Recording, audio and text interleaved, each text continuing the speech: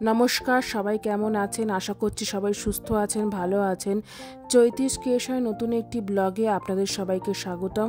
এটি ছিল গত রবিবারের সকালবেলার ভিডিও। ছুটির দিন থাকায় তাই ঘুম থেকে উঠতে একটু লেট হয়ে গেছিল। তো রান্নাঘরে এসে আগেই চায়ের জল বসিয়ে দিয়েছিলাম চা খাবো বলে। তো রান্নাঘরে এসে দেখলাম বাইরে খুবই রোদ উঠেছে। তার আগের দিন খুবই স্নোফল হয়েছিল, তো আজকে দেখলাম ভীষণ রোদ উঠেছে। রোদের তাপটা একটু গায়ে লাগাবো বলে বাইরে বেরোলাম, আর দেখলাম ওয়েদারের টেম্পারেচার এখন -9 ডিগ্রি চলছে। আগের দিন যেহেতু খুবই স্নোফল হয়েছিল তাই চারিদিকে স্নো জমে আছে, আর যেহেতু টেম্পারেচার এখন খুবই লো তাই স্নোগুলোও নিজে নিজে গলছে না, জমেই আছে।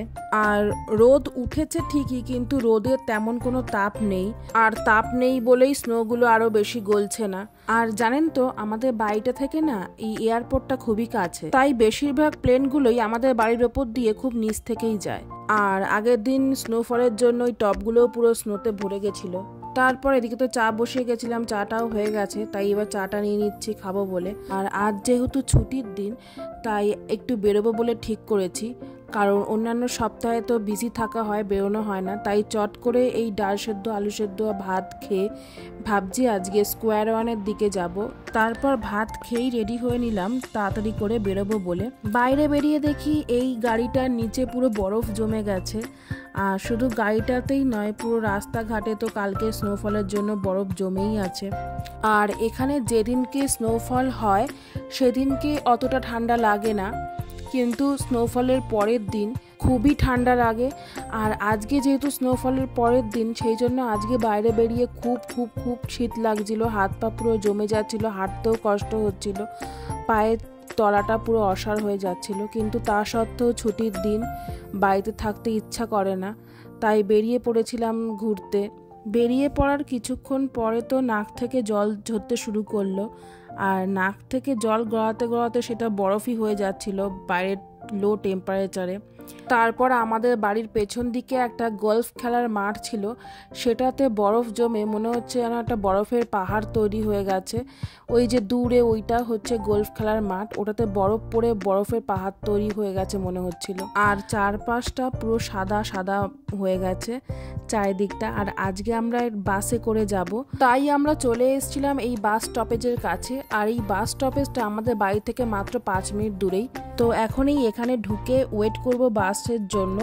আর এখানে বাস স্টপেজগুলো এরকম কাঁচ দিয়েই ঘেরা থাকে যাতে বাইরের হাওয়াটা ভেতরে না ঢুকতে পারে। তবুও ঠান্ডা লাগে, তবে বাইরের থেকে একটু কম। তো এখন এই বাস চলে এসছে, বাসে উঠবো। আর এখানে না একবার বাস মিস হয়ে গেলে সে আধা ঘন্টা ওয়েট করতে হয়। টাইম টু টাইম বাস আছে ঠিকই, কিন্তু সেটা অনেকক্ষণ পর পর। আর এই শীতে আধা ঘন্টা ওয়েট করা মানে খুবই কষ্টের ব্যাপার। তাই ঘর থেকে খুব টাইমেই বেরোতে হয়, একদম বাস কখন আসবে সেই টাইম দেখেই। তারপর এই বাসে উঠে পড়লাম। বাসে উঠে এই আমার পেস্টো কার্ডটা ট্যাপ করে নিলাম।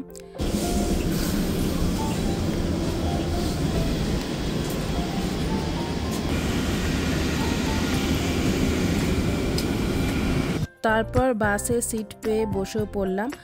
আর বাস থেকে বাইরের দৃশ্যটা দেখতে খুবই ভালো লাগছিল। তো বাইরের দৃশ্য দেখতে দেখতে এখন চলে যাচ্ছি আমরা স্কোয়ার ওয়ানের দিকে।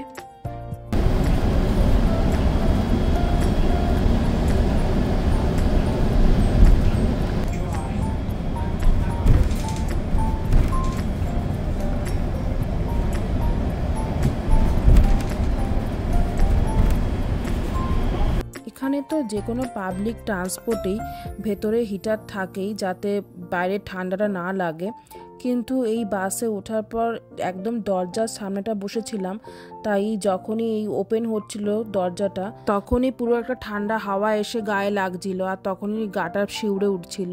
আসলে এখানে যে হাওয়াটা দিচ্ছে সেই হাওয়াটা বরফের সঙ্গে মিশে পুরো একটা ঠান্ডা হাওয়া সৃষ্টি করছে, তাতেই হাত পা পুরো জমে যাচ্ছে।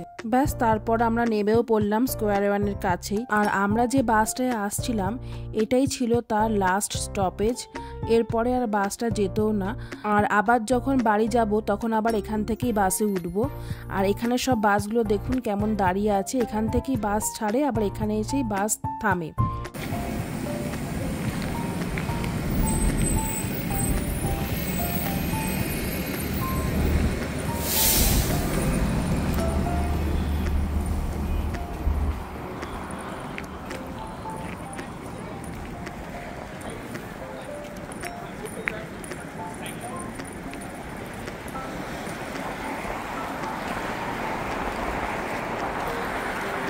আর এই জায়গাটার রাস্তাটা দেখুন, এই রাস্তাটায় কিন্তু বরফ নেই, যাতে মানুষের হাঁটতে অসুবিধা না হয় সেই জন্য এই রাস্তাটার বরফগুলো কিন্তু গভর্নমেন্টের লোক এসে সরিয়ে দিয়েছে।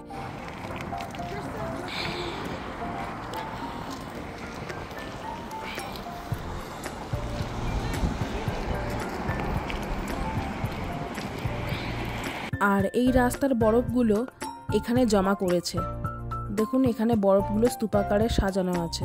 আর এইখান থেকে ভিউটা কি সুন্দর লাগছে দেখুন, শহরটা কি অপূর্ব লাগছে না। আর এই যে স্কোয়ার ওয়ান, আমরা ওইখানটাতেই যাব।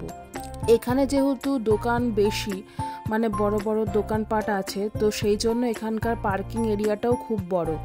যারাই এখানে আসে মোটামুটি অনেকেই গাড়ি নিয়ে আসে, তারা এখানে এসে গাড়িটা রাখে। ব্যাস, তারপরে আমরা ঢুকে পড়ছি এখন স্কোয়ার ওয়ানের দিকে। আর সামনে যেহেতু ক্রিসমাস ডে, তো সেই জন্য এখানকার দোকানের সামনে বলুন বা দোকানের ভেতরেই খুব সুন্দর সুন্দরভাবে সাজিয়ে রেখেছে।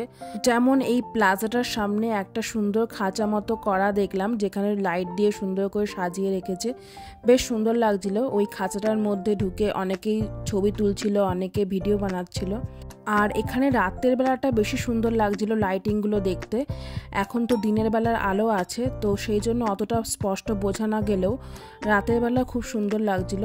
তবে আজকের ভিডিওটা আর বড় করলাম না, স্কোয়ার ওয়ানের ভেতরে ঢুকে কি কি করলাম না করলাম সেটা নেক্সট ভিডিওতে জানাবো।